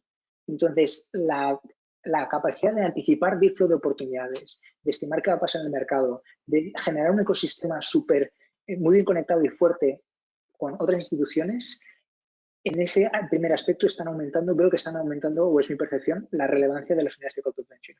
Y la segunda, agilidad. Lo que es una oportunidad, ahora, precisamente por esta volatilidad, el tiempo de las ventanas de oportunidad se ha reducido. ¿Qué significa? Que lo que es una oportunidad hoy, a lo mejor en 60 días ya no lo es.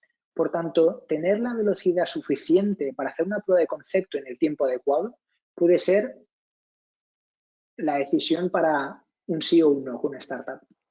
Por tanto, esa capacidad de agilidad de prueba de concepto es el segundo aspecto que veo de relevancia. Por tanto, a un nuevo resumen, para las corporaciones que nos están viendo, diría, las pymes sois importantes, usemos más datos y menos hype, menos intuición. Y 3, ahora más que nunca sois relevantes a nivel de saber qué está pasando y qué va a pasar en el mercado y en agilidad en pruebas de concepto.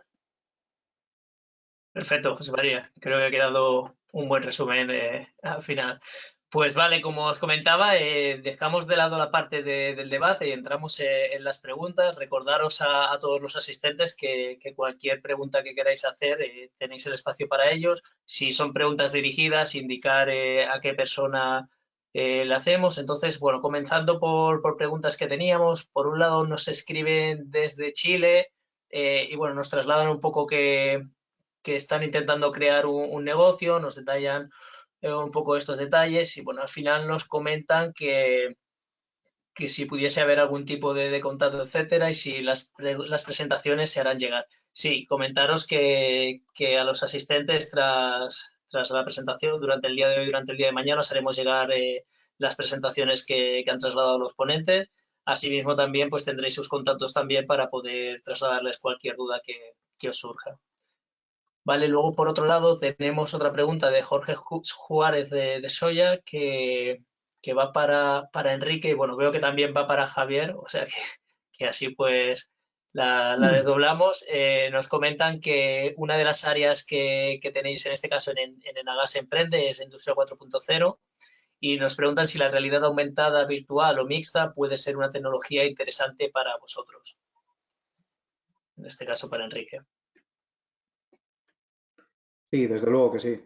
Encima tenemos, bueno, pues activos industriales que requieren un mantenimiento y para ese mantenimiento a nivel de predictivo, bueno, mantenimiento, la realidad virtual ayuda mucho, ¿no? Y es una solución muy buena y que se está desarrollando con mucha velocidad y que está mejorando mucho. Entonces, incluso tenemos iniciativas ya que hemos colaborado con startups en estas iniciativas. Sí, es uno de los topics candentes dentro de Industria 4.0. Perfecto, Enrique. Por vuestra parte, Javier. El micrófono, Javier, perdona. Está también.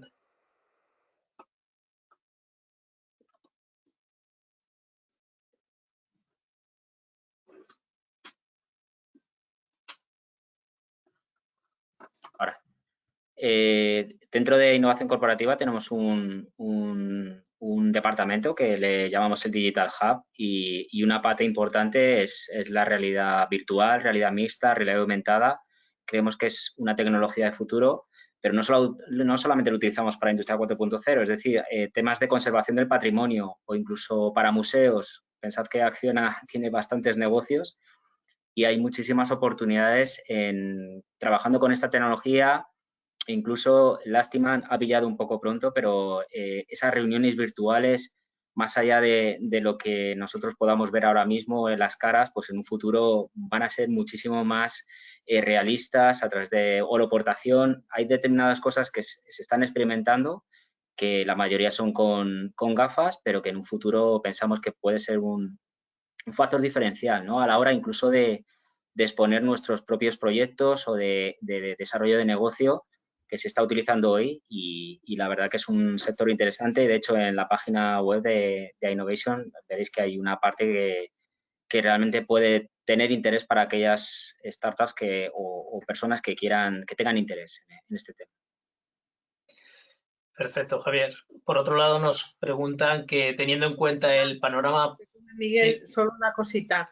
En el CSIC hay varios grupos dentro de un centro que hay de inteligencia artificial y dos de robótica que son importantes. Además, uno es mixto con la Politécnica de Cataluña y otro con la Politécnica de Madrid y trabajan en este tipo de temas. Y además llevan trabajando, bueno, de hecho yo he colaborado con ellos porque yo soy de ese área y hemos trabajado pues para todo el tema de lo que es seguimiento, por ejemplo, de cualquier problema para reparación, la realidad aumentada es muy útil. Para llegar a una instalación y localizar los puntos y donde tienes que hacer la intervención. Perfecto, Ángela, muchas gracias. Tenemos otra pregunta que nos trasladan, que teniendo en cuenta el panorama post-COVID, ¿cuáles serían las principales líneas de investigación y retos a nivel industrial? ¿Dónde deben las startups y scale-ups de Industria 4.0, por ejemplo, enfocar sus esfuerzos? Es pregunta abierta, o sea que quien quiera mojarse primero. Hombre, yo creo que, por ejemplo, el campo bio ahora mismo es importante. O sea, ya se ha demostrado que España en muchos aspectos no es totalmente autónoma y, por tanto, requiere de compra exterior y yo creo que ahí hay un campo. Pero tampoco vería un campo en especial, ¿eh? O sea, yo creo que se puede aplicar innovación o que todo, más o menos, todos los campos pueden tener su interés, ¿no? De desarrollo. Lo que hay que intentar es hacer empresas más innovadoras, más tecnológicas y luego salir del mercado nacional. De acuerdo, gracias, Ángela. Estoy de acuerdo con Ángela. Al final no se trata de buscar un nuevo sector que haya salido en apenas 60 días, sino aprovechar la aceleración que ha supuesto el COVID-19 y el impacto que ha tenido incluso en las corporaciones para aprovechar ese halo que se ha generado, ¿no? de tecnología y de transformación digital de las compañías que hemos sufrido y que era impensable. Temas como el teletrabajo, temas como la transformación digital han venido para quedarse y aprovechar ese halo que se ha generado para poder desarrollar soluciones en las que a lo mejor no podrías tener esa oportunidad hasta dentro de 1 o 2 años en grandes corporaciones, ¿no? Hay que aprovechar el momento. Gracias, Javier. Tenemos otra pregunta que nos comentan, ¿qué pediríais a organismos públicos como CSIC y otros para agilizar aún más la transferencia tecnológica? A veces los tiempos en este mundo y una startup son muy diferentes. ¿Qué echáis en falta como diferentes stakeholders en la cadena de valor del emprendimiento? Si alguien se anima, por alusiones, Ángela. Por alusiones, vamos a ver. Yo creo que sí que hay una cosa que es verdad, cara al CSIC y cara a los grupos de investigación, y es que realmente lo que te valoran a la hora de trabajar, o sea, para promociones y digamos dentro del mundillo, es tu capacidad de publicar en buenas revistas, de publicar pata negra, ¿no? Y bueno, y porque es complicado y porque realmente es cuando tú el trabajo y los resultados los estás poniendo con tus colegas encima de la mesa, o sea, hay una revisión real y tal. ¿Qué es lo que yo he hecho en falta? Yo creo que las administraciones deberían de cambiar también un poco los chips y empezar a valorar realmente lo que significa la transferencia. Y ya que estoy aquí, y a lo mejor vosotros ninguno habéis oído hablar del sesenio de transferencia, pero esa es, digamos, algo que el año pasado puso el Ministerio en marcha, fue una valoración a los investigadores, dándoles una cosa que se llama el sesenio de transferencia.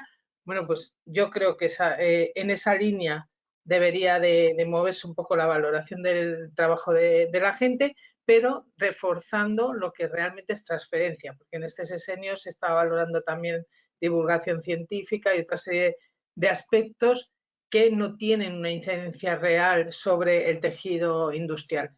Entonces, yo lo que pienso es, si quieres mejorar, digamos, el esfuerzo que pueden hacer los investigadores cara a llegar a las empresas, no lo puedes dejar en manos de la buena voluntad del investigador que quiere hacer transferencias, sino tienes que premiar la transferencia, porque la transferencia tiene que ser algo esencial en la política del país. Entonces, yo he hecho en falta eso, he hecho en falta más una importancia real al trabajo que se hace más precompetitivo desde la investigación. De acuerdo, gracias, Ángela.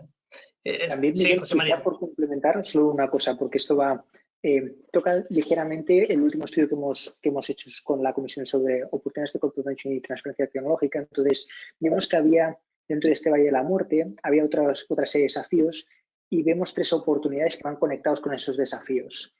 Una era una entidad que certifique a nivel, apoye a esas TTOs a nivel europeo. Esa es una. Una segunda es fondos de capital riesgo en Deep Tech, ya sean privados o corporativos. Y que estén conectados, que se conozcan, porque hay pocos e inconexos. Y la tercera, foros de transferencia tecnológica, pero no como los conocemos ahora, donde solamente están los centros de investigación y hay alguna corporación, sino que sea un 50-50. Mitad corporaciones, mitad centros de investigación. Esas 3 oportunidades son las 3 que veo quizá a nivel comisión. Y veo ahí cantidad de manos, me muero ganas y tengo aquí un papel para apuntar vuestras recomendaciones, por favor. Enrique. No, dale, Ángela, dale, tú primero. No, que yo ya he hablado, Enrique. Te dejo. No, yo solamente añadir que la investigación básica está bien y es fundamental, pero que hay que hacerla más práctica, en mi opinión. Por lo menos si hablamos de innovación abierta. Y esto igual es cuestión de preguntar a las empresas qué es lo que quieren, qué es lo que buscan, qué han detectado en su radar para lo que necesitan esa tecnología, ¿no? Yo me reúno muchísimo con centros tecnológicos, con universidades y hay muchas diferencias entre muchos de ellos, pero a veces te sorprende lo lejanos que están de la empresa, del mundo empresarial. Incluso les da hasta pánico y miedo a muchos investigadores acercarse al mundo empresarial. Nosotros en muchas calls abiertas que hemos tenido, tenemos una que es anual, una call abierta que se llama Ingenia Energy Challenge, me iba por centros tecnológicos buscando tecnología, animándoles a que se presentaran. Y ellos la respuesta era, no, a nosotros consúltanos tecnología, te hacemos un estudio tecnológico de lo que quieras, pero nosotros no vamos a presentarte nada. Eso sí, preséntanos al responsable de I+D de la compañía, ¿no? Joder, pero ¿por qué no aplicas? Es un buen canal de entrada a la empresa, ¿no? Otro más, incluso si lo quieres, ¿no? Pero esa, creo que hay cierto gap y cierto miedo en cuanto al sector investigador con respecto a la empresa. Y ya termino, y al hilo de lo que comentaba Ángela, que me parece fundamental, esto se solventa también con interconexiones entre el ámbito de conocimiento y de la empresa. Y eso nuevamente yo creo que en parte lo tiene que liderar la administración. Pues bueno, yo he levantado mi mano y Enrique ha sacado centros tecnológicos, la palabra centros tecnológicos. A mí me ha sorprendido cuando me metí, yo soy investigadora y cuando me metí me ofrecieron la posibilidad de llevar la oficina de transferencia dije, voy a aplicar todo lo que yo siempre he soñado y he creído que no hacía el CSIC y que tendría que hacer. Y me he encontrado con muchas cosas que son retos. Por ejemplo, yo cuando hablo con el CDTI me dice algo así como, ¿dónde vais vosotros? Esto ya, el contacto real con la empresa son los centros tecnológicos. El CSIC estáis a otras cosas. Eso es tremendo, oír eso.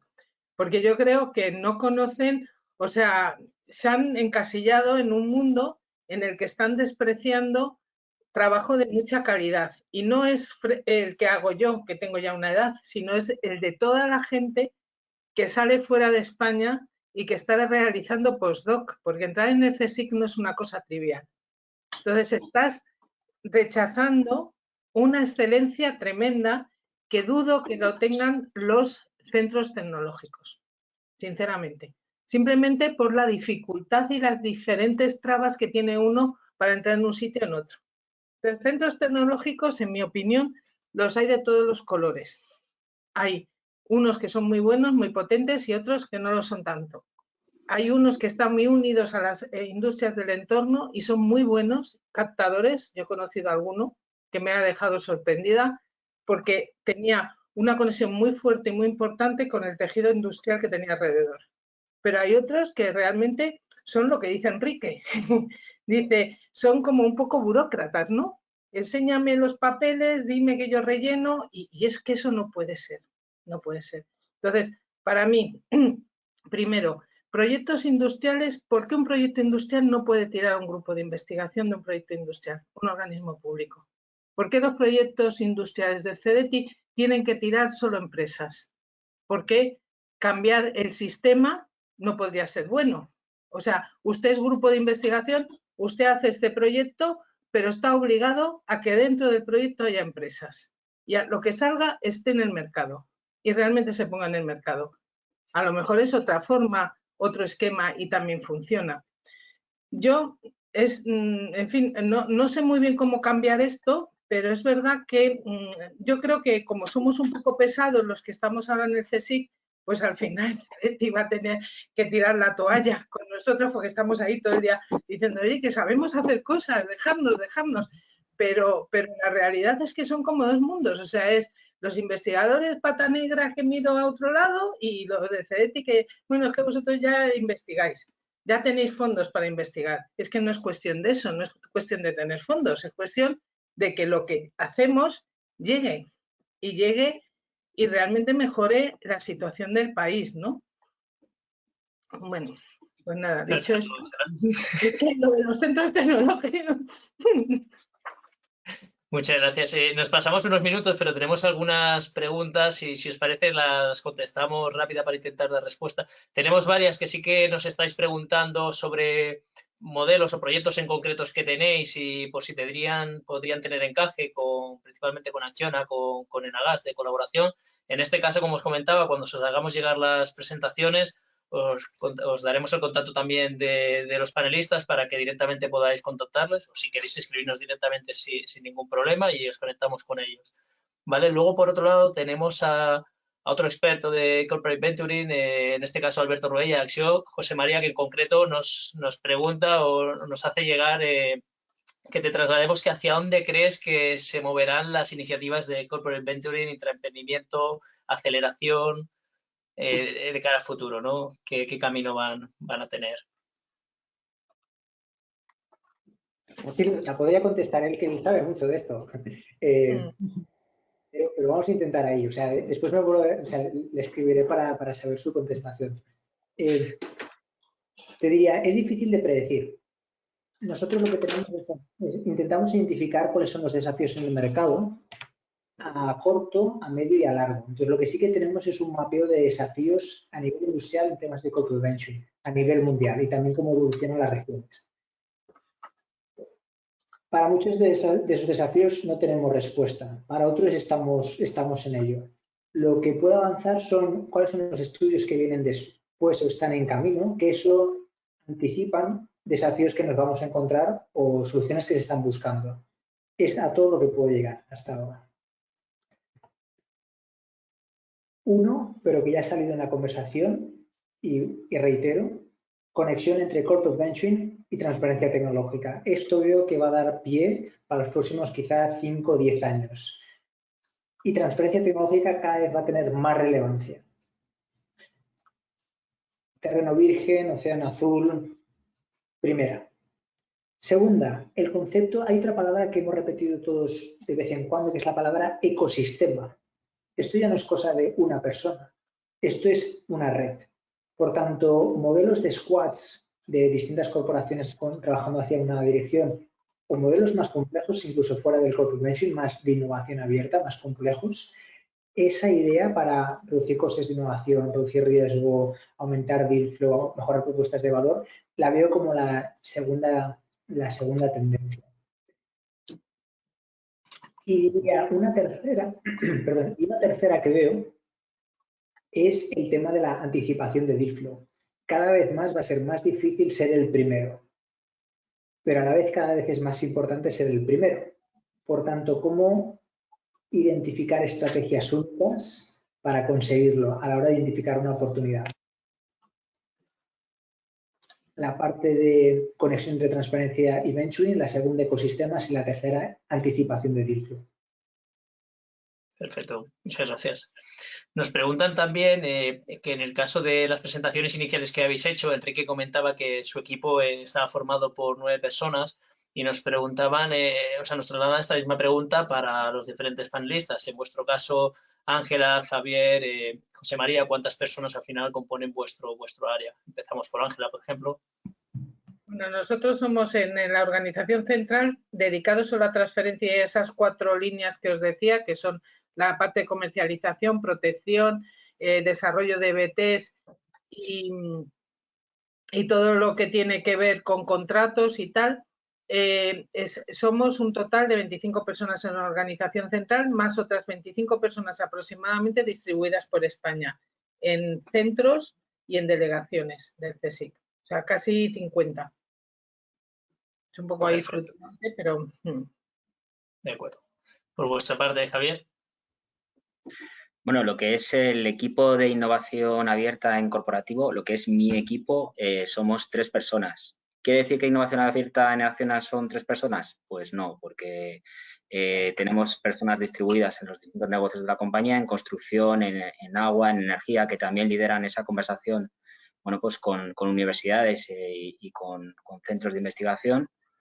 Y también comentaba en una de las diapositivas que he puesto al principio, al final en este último programa, por ejemplo, había 150 personas involucradas en los proyectos. O sea, al final no se trata de aumentar mucho los equipos, sino se trata más bien de dar juego a que determinadas personas dentro de la organización se muevan y entren en este ámbito y en este juego para luego, a su vez, ir inculcando ese cambio cultural, ¿no? De acercarse a este tipo de innovación que va más allá de la colaboración con startups, sino más bien es toda esa parte metodológica, agilidad que puede dar este tipo de proyectos y que también es una parte importante de nuestro cometido como innovación, ¿no?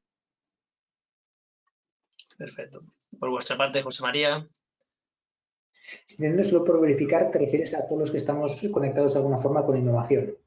Sí, en vuestra área, al final, los departamentos, ¿cómo os estructuráis? De la parte que comentabas también al inicio de la presentación y bueno, dar unos datos de las personas que estáis participando, sí. Vale. Aquí, no voy a entrar, pero habría que ver qué es esto de innovación, porque, por ejemplo, bueno, o sea, pero dicho esto, yo te diría que nosotros al final somos una institución relativamente pequeña, de 700 a 800 empleados, pero a la vez con un impacto mundial, con esa red de exalumnos de 50.000 exalumnos en más de 140 países, que conecta también bastante, solamente por la parte de exalumnos, la parte que hablamos de ecosistema, que también Javier ha mencionado, ¿no? Y también otra reflexión que hay de fondo, que es, ¿quieres tener a 10 emocionados, emocionadas de la innovación en una institución de 100.000 empleados? ¿O quieres tener una institución con 100.000 emocionados por la innovación, ¿no? Pero dicho esto, yo diría que estaríamos a lo mejor alrededor de las 40, 60 personas en temas de innovación. Y ahí hay como distintos subgrupos. Toda la parte de fondos, la red de Business Angels, la parte de transferencia tecnológica, la parte de innovación, también nuestros. Nosotros no solamente hacemos investigación hacia afuera, nosotros también tenemos nuestros desafíos y también intentamos innovar. Pues la parte, llamamos la Learning Innovation Unit, que intenta identificar las metodologías de enseñanza y los contenidos de los próximos 10, 15, 20 años.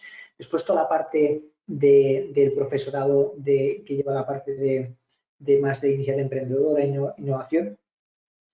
Y esto excluyendo quizá otros profesores que se dedican más a investigación, quizá no tanto direccionada con estos temas que hemos descrito. De todas formas, Miguel, por hacer una puntualización, es que somos todos muy diferentes. Entonces, sí. La cantidad de gente que mueves y cómo la mueves es totalmente diferente. En un organismo como el CSIC, que se dedica a investigación y donde la gente, sus resultados son papers que van a congresos, y cuando te metes en el tema de innovación, si se lo dejas en manos a los investigadores, que podría ser, no van a llegar porque no les da tiempo a hacer todo. Entonces necesitas a gente muy cualificada que les conduzca, ¿no? Y realmente no somos tantos. Por ejemplo, nosotros, aunque podemos parecer muchos, ahora mismo con el tema solo del COVID y de estos 80 proyectos donde la gente se ha puesto a trabajar a destajo y está sacando resultados y hay que ponerlos en el mercado y hay que hablar con empresas, pues yo creo que todos estamos durmiendo poco con el teletrabajo, o sea que depende mucho de lo que tengas que hacer, de la ruta que tengas que hacer, ¿no? Y del tipo de corporación, de entidad. Perfecto. Pues muy bien, tenemos algunas preguntas que se han quedado sin contestar, algunas son más enfocadas, entonces si os parece, como ya estamos un poco pasados de tiempos, haremos eso, ¿vale? Las que sean más dirigidas a facilitar los contactos, que os contacten directamente, o si nos escriban ya os derivaremos también, ¿vale? De modo que puedan tener todas respuestas.